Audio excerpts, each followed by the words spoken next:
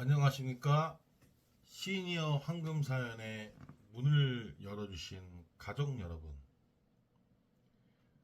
오늘도 여러분의 고단한 하루 끝에 시원한 바람 한 점 전해드리러 온 나레이터 강동원입니다.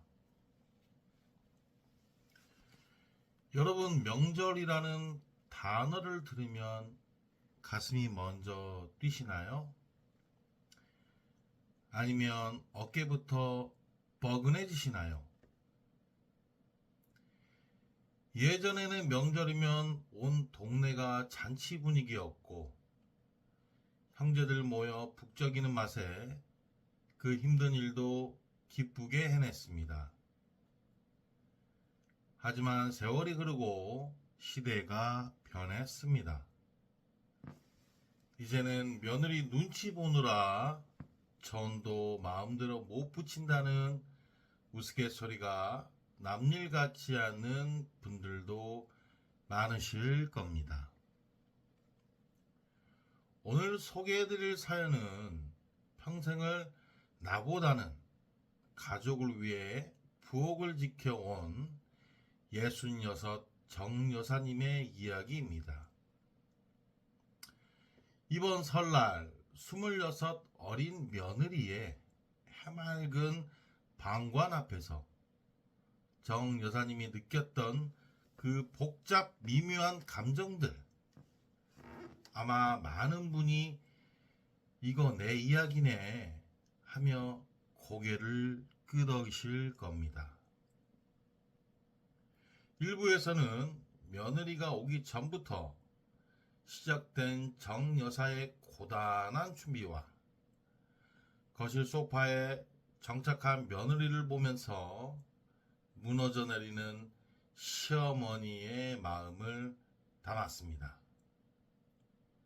오늘 이야기를 시작하기 전에 여러분의 소중한 구독과 좋아요를 꼭 한 번씩 부탁드립니다.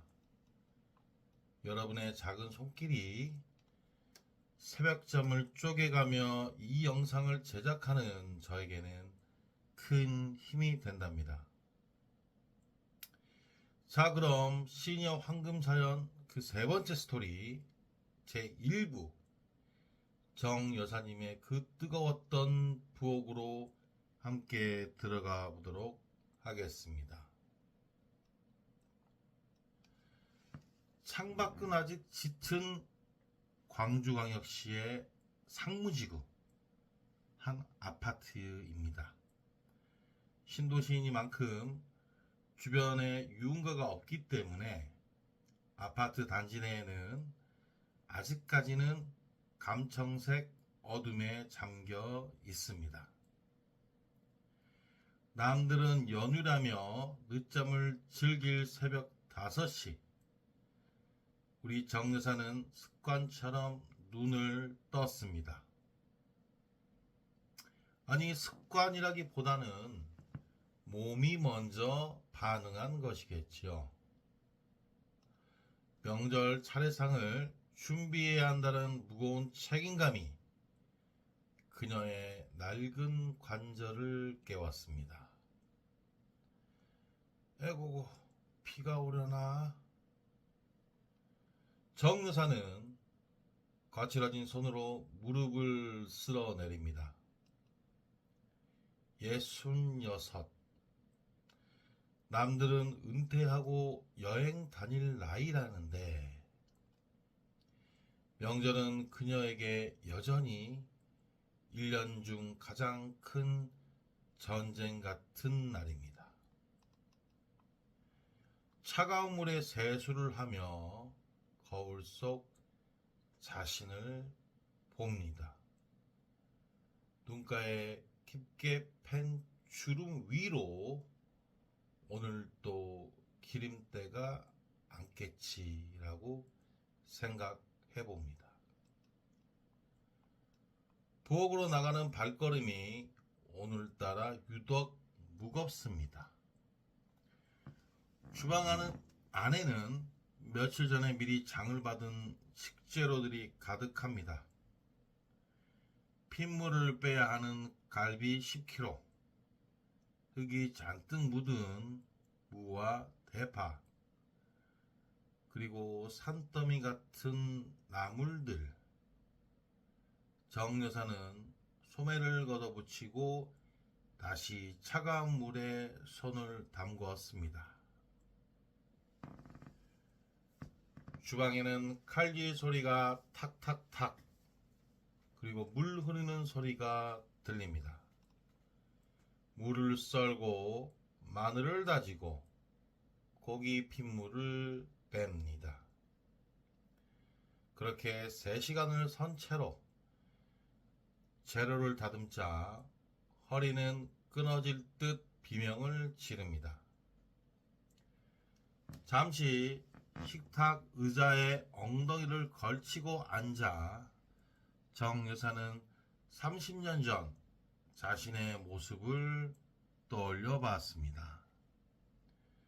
그 시절엔 시어머니 눈치 보느라 화장실 한번 마음대로 못 가고 부엌 바닥에서 쪽잠을 자가며 차례상을 차렸습니다. 아휴, 나 젊었을 땐 이보다 더 했지 하는 생각이 들다가도 시대가 변했다는 걸 스스로 다독입니다. 그래, 요즘 애들은 다르지. 내가 이해해야지. 하지만 아이고 내 발자야. 마음 한구석이 헛헛한 것은 어쩔 수 없습니다. 현관문에 누군가 손님이 찾아온 것 같습니다. 오전 11시 드디어 기다리던 아들 내외가 도착했습니다. 작년에 결혼해 처음으로 맞이하는 설날, 26살 며느리 지영이는 모델처럼 세련된 코트를 입고 환하게 웃으며 들어옵니다. 어머니, 저희 왔어요. 맛있는 냄새. 고생 많으셨죠? 서울시 방배동에서 살고 있는 아들 내외는 6시간 가까운 운전을 하고서 내려왔다고 합니다. 그래도 올해는 연휴가 긴 편이라서 작년보다는 빨리 내려온 편인데요. 그것도 그럴 것이 서해안 고속도로가 예전과는 다르게 여러 다른 우회도로가 생긴 덕분에 그래도 예전보다는 귀성길이 짧아졌다고 합니다. 지영은 정 여사에게 비타민 한 박스를 건넵니다. 어머니, 이거 드시고 힘내세요. 그리고 음식 맛있게 해주세요. 말은 참 예쁩니다.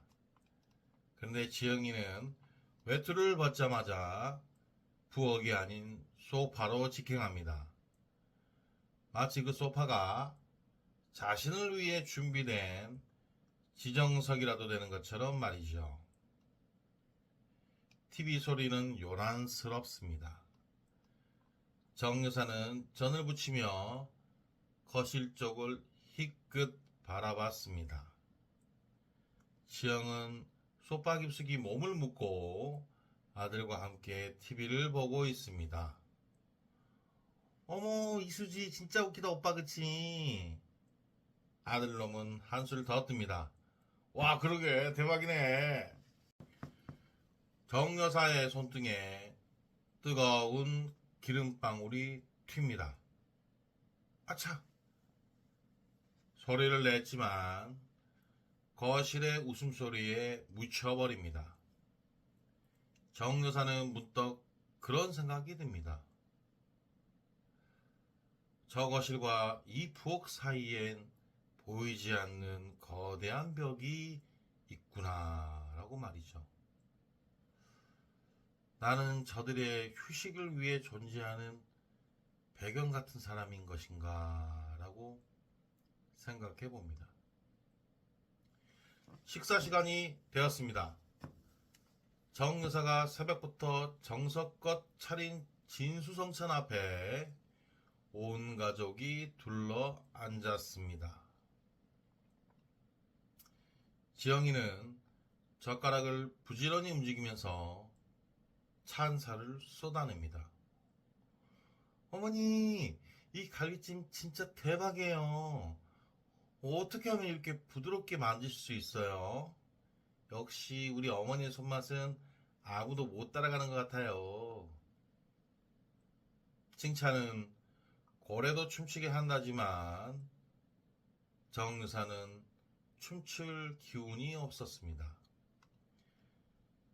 식사가 끝나자 지영이는 배불러서 못 일어나겠어요 라며 다시 소파로 미끄러져 들어갑니다. 산더미처럼 쌓인 빈 그릇들. 아들은 당연한 듯 커피를 찾습니다. 엄마, 우리 시원한 커피 좀 없어? 지영이가 단 거 마시고 싶다는데. 정 여사는 앞치마를 쥔 손을 부르르 떨었습니다. 명절 내내 단 한 번도 부엌 문턱을 넘지 않은 며느리, 그리고 그런 아내의 비맞추기에 급급한 아들놈. 정 여사의 마음속에 작은 균열이 가기 시작한 것은 바로 그때였습니다. 거실에서는 웃음꽃이 피어나고 부엌에서는 정 여사의 한숨이 쌓여만 갔습니다. 며느리의 해맑은 방과는 명절 내내 이어졌고 정 여사의 인내심은 이제 바닥을 드러내고 있었습니다. 과연 우리 정 여사는 이대로 참기만 했을까요? 명절이 끝나는 날 며느리가 던진 결정적인 한마디가 정 여사의 머릿속에 번쩍하고 불을 켰습니다. 어머니, 갈비찜 좀 싸주시면 안 될까요? 너무 맛있더라고요. 집에 가서 오빠랑 같이 구워 먹고 싶은데. 이 얄미운 부탁에 정 여사가 준비한 상상 초월의 복수 보따리는 무엇이었을까요? 잠시 후에 2부에서 그 통쾌한 반전이 공개됩니다. 2부의 영상을 꼭 기다려 주시면 감사하겠습니다. 오늘 황금 시녀의 사연은 제 일부를 정 여사의 손등에 마무리 짓도록 하겠습니다. 뜨거운 자, 그럼 기름방울이 2부에서 튑니다. 만나도록 하겠습니다. 아차, 감사합니다. 소리를 냈지만